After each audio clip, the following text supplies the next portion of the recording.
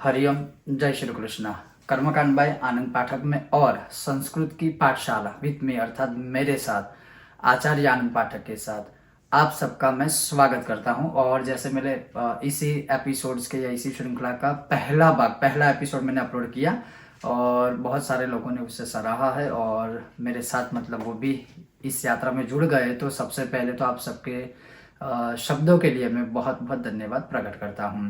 और बात रही सीधा ही हम पॉइंट टू पॉइंट बात करते हैं कि जैसे आज के इस एपिसोड में, आज के इस भाग में, जैसे आप यहाँ पर देख पा रहे होगे कि सह सा तत् कह का किम, अर्थात जब हम वार्तालाप करते हैं संस्कृत में या कोई भी स्तोत्र वगैरह कुछ भी, मतलब संस्कृत में अगर हम पढ़ते भी है, वार्तालाप भी करते हैं, परिचय देते लेते हैं, तो इन शब्दों का प्रयोग कैसे किया जाता है बहुत सरलता से एक टेक्निक वाइज मैं आपको सिखाने की आज के इस वीडियो और विषय में प्रयत्न करूंगा। लेकिन अगर आपको पसंद आए तो अवश्य ही वीडियो को लाइक कीजिएगा, अधिक से अधिक शेयर कीजिएगा, चैनल पर नए हो तो सब्सक्राइब करके घंटी का आइकॉन दबाइएगा। और हाँ, अगर इसी श्रृंखला का पहला वीडियो अगर आपने नहीं देखा है तो वो देखिएगा, क्योंकि जब वो देखोगे तब भी आपको इस विषय और वीडियो के बारे में अच्छे से समझ आएगी। और मैं खास करके थोड़ा आपको विनती भी करूंगा कि अपने बच्चों को अवश्य ही ये चीज अभी से सिखाना आप शुरू कर दीजिएगा, बहुत ही अच्छा लगेगा और धीरे धीरे वो भी संस्कृत सीख पाएंगे और वार्तालाप कर पाएंगे। और इसके अलावा भी संस्कृत के हर एक विषय का उन्हें ज्ञान आने वाले समय में अवश्य ही होने लगेगा या होगा। तो चलिए शुरू करते हैं। तो जैसे यहाँ पर आप टाइटल देख सकते हो कि सह सा तत् कब कैसे प्रयोग करते हैं।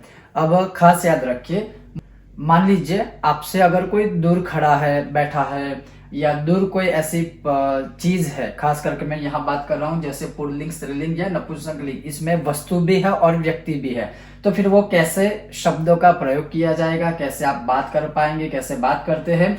और उन्हीं से जुड़ा हुआ कोई प्रश्न है तो फिर प्रश्न कैसे करेंगे। जैसे मानिए कि दूर स्थित कोई चीज है, उसके लिए जैसे सह शब्द का प्रयोग किया जाएगा। दूर स्थित कोई स्त्रीलिंग वस्तु या व्यक्ति है तो वहां सा शब्द का प्रयोग किया जाएगा।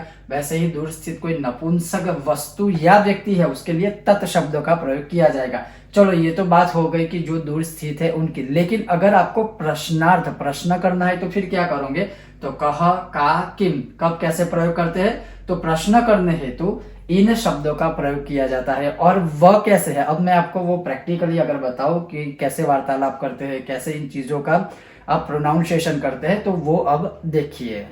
तो जैसे मान लीजिए कोई दूर खड़ा है और आपको उन्हें प्रश्नार्थ करना है, तो आप प्रश्न क्या करोगे कि सह कह, मतलब वो कौन है या वह कौन है। अब उसके प्रति उत्तर में वो जब उत्तर देंगे या फिर कोई आपको बोलेगा कि वह ये है, वह वो है, तो उसके उत्तर में ये होगा कि सह शिक्षक, अर्थात वो शिक्षक है। फिर से समझिए कि मैं पूछ रहा हूं कि मेरे सामने कोई खड़ा है और मैं किसी से पूछूंगा या वार्तालाप करेंगे तो होगा सह कह, तो फिर वो बोलेगा, या जो मेरे साथ है उसे पता है कि वो कौन है तो फिर वो कहेगा सह शिक्षक, तो अर्थात वो शिक्षक है। लेकिन याद रखिए कि यह पुरुष है, पुल्लिंग है, तो इसलिए सह कह, वह शिक्षक है। लेकिन मान लीजिए वहां शिक्षिका है, महिला है, स्त्री या बालिका या कोई भी है, तो क्या होगा, तो सा का, अर्थात सा का मतलब वो कौन है, तो फिर उसका उत्तर होगा सा बालिका, अर्थात वो बालिका है। सा शिक्षिका, अर्थात वो शिक्षिका है। सा विद्यार्थिनी, तो वह विद्यार्थिनी है। लेकिन वो स्त्रीलिंग है, इसलिए सा शब्द का प्रयोग होगा।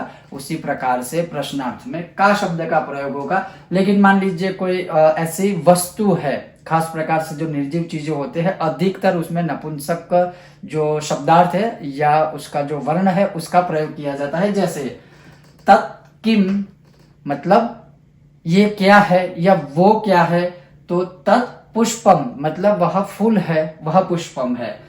तत् किम, तत् पुष्पम, अर्थात वो क्या है, वो पुष्प है, और वो हो गया नपुंसक लिंगम। अब इसी चीज को मैं एक टेक्निकली याद रखने का एक तरीका, जैसे मैंने खुद ये बनाया है, वो शायद आपको इजी भी लगेगा और समझने में काफी सरलता होगी। वो कैसे याद रखना है ये सारी चीजें अब वो भी देखिए। तो अगर मान लीजिए ये याद नहीं रहता कि कहाँ सह कहाँ कह ये प्रयोग करना है, तो बहुत ही उत्तम जो श्रेष्ठ चीज है सह सा तत्। अब उसको कोष्टक में बना दीजिए, तो सह मीन्स पुरुष लिंग है, सा मीन्स स्त्रीलिंग है, तत् मीन्स नपुंसक लिंग है। अब जहां प्रश्नार्थ आपको प्रश्न पूछना है तो कह का किम, तो सह पुल्लिंग कह पुल्लिंग, मतलब इन दो शब्दों को आप ज्वाइन कीजिए तो क्या होगा, सह कह, तो सह शिक्षक, ये हो गया। मतलब इजी वे है इसको समझने का, सह कह, इसे इसके साथ ज्वाइन कर लीजिए, आपका प्रश्नार्थ हो गया।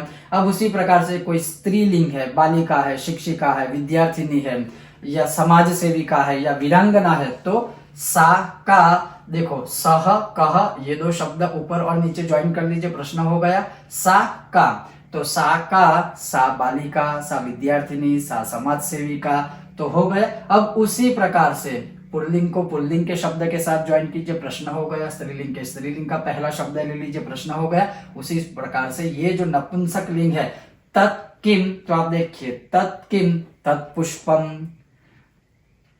तत्दलः, तत्तुलसी पत्र, तत्बिल्व पत्रम, अर्थात जो भी शब्द है उसका प्रयोग आप नपुंसक लिंग में यहाँ कर सकते हो। तो ये अगर शायद ये समझ ना पाओ, ये याद ना रहे, तो ऐसा भी तरीका इजी है, सह कह सा का तत् किम, हो गया ये प्रश्न। और उसी के अकॉर्डिंग जो भी सारी प्रक्रिया है, जो भी सारी क्रिया है, जो भी आपके सामने व्यक्ति है, वस्तु है, पात्र है, उसी के अकॉर्डिंग आपको उसका आंसर देना है। तो और दूसरी जो चीज है कि जब आप प्रश्न पूछते हो, जब आप प्रश्न पूछते हो तो जैसे आप देखिए सह कह, तो इसमें जो पहला शब्द है सह, वो तो वही रहेगा। जैसे मैंने यहाँ आपको बताया कि सह कह सह शिक्षक, तो उसी प्रकार से पहला शब्द तो सेम ही रहेगा सह। यहाँ जैसे है सा का, तो सा शब्द पहला वही रहेगा। तत् किम, तो तत् शब्द पहला, मतलब सिमिलरली वो शब्द तो वही के वही रहेंगे, आपको सिर्फ जो वस्तु या व्यक्ति है उसका ही शब्द का प्रयोग वहां करना है, जिसे गुणवाचक शब्द भी आप कह सकते हो। जैसे हमने पिछले एपिसोड में अहम शब्द से जो गुणवाचक परिचय, और आप अपना निजी परिचय भी अहम शब्द से दे सकते हो। तो सह कह सह शिक्षक, सा का सा बालिका, तत् किम तत् पुष्पम। तो ये आज के इस एपिसोड में सह सा तत् कह का किम, इसका प्रयोग कैसे किया जाता है वो हमने समझा। अब आने वाले समय में हम ये देखेंगे कि चलो ये सारी चीजें तो हमने ये समझी, ये खास याद रखिएगा, ये जो प्रयोग या शब्दावली है वो जब आपसे कोई दूर खड़ा है, आपके साथ नहीं है, आपके नजदीक नहीं है, आपसे कोई दूर खड़ा है, इनके लिए प्रयोग किया जाता है। लेकिन कोई आपके नजदीक हो, कोई वस्तु आपके नजदीक हो, कोई व्यक्ति आपके नजदीक हो, तो फिर हमें कैसे बोलना चाहिए, किन शब्दों का प्रयोग किया जाता है, आने वाले एपिसोड नंबर 3 में अवश्य आप देखिएगा। तो एपिसोड नंबर 2 में आपने देखा, आपने सुना, आपने समझा सह सा तत् कह का किम। आने वाले एपिसोड में नजदीकी वस्तु व्यक्तियों के लिए मैं आपको सिखाऊंगा, और एक शब्द और एक वार्तालाप करने के जो भी संस्कृत शब्द है, प्रश्नार्थ शब्द है, वो सारी चीज देखते रहिए और ऐसे ही अपना स्नेह देते रहिए। कर्मकांड बाय आनंद पाठक की इस स्पेशल श्रृंखला संस्कृत की पाठशाला with Acharya Anand Pathak. Video पसंद आए हो तो लाइक कीजिएगा, शेयर कीजिएगा, अधिक से अधिक चैनल पर नए हो तो सब्सक्राइब कीजिएगा, और पहला एपिसोड नहीं देखा है तो वो देखिए, तभी ये पता चलेगा। बहुत जल्द मिलते हैं तीसरे एपिसोड के साथ। देखते रहिए कर्मकांड बाय आनंद पाठक। ओम गणेश, जय श्री कृष्ण, श्रीमन नारायण।